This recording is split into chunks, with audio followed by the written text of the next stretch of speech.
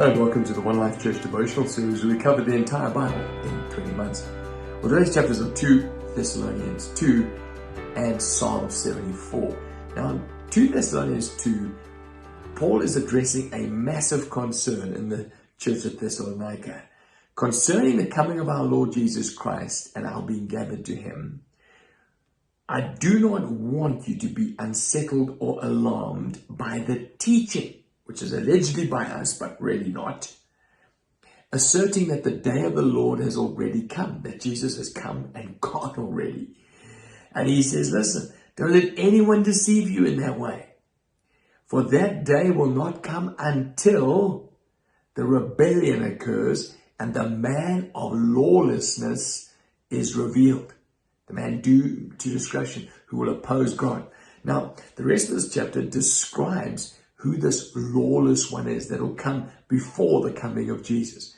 Now, most theologians will say that this lawless one recorded here in 2 Thessalonians is the very same Antichrist.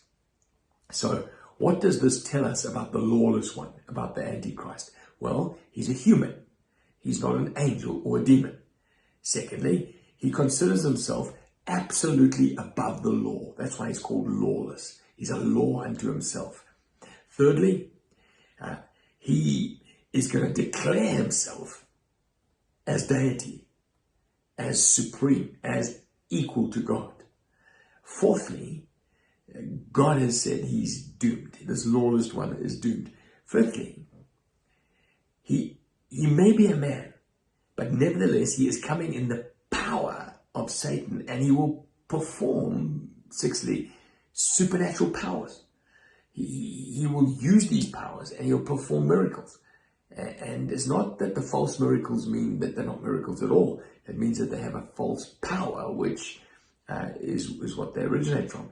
And then seventh, he'll have an unparalleled ability to deceive, to say one thing, but to seduce people and even the elect, if that be possible. And then he ends the chapter by saying, may our Lord Jesus Christ himself and God our Father, who loved us and his grace gave us eternal encouragement and good hope, encourage your hearts and strengthen you in every good deed and word. Now, Psalm 74 is written by that great psalmist and musician Asaph, who was in the time of David and his son Solomon. And this psalm is essentially about him looking at the triumph of wicked people. He's saying they burned your sanctuary to the ground. They defiled your dwelling place of your name. That's verse 7. And then he asks God the question. He says, why didn't you smite them? Why didn't you take your hand out of the folds of your garment and destroy them? And in the very next sentence, he sort of answers his own question. But God is my king from long ago. He brings salvation on the earth. As very often, amazingly enough, that salvation comes to those who have persecuted him, those who've stood against God. His grace, his love, his salvation even comes to his enemies. Well, as you meditate on these verses today, God bless you.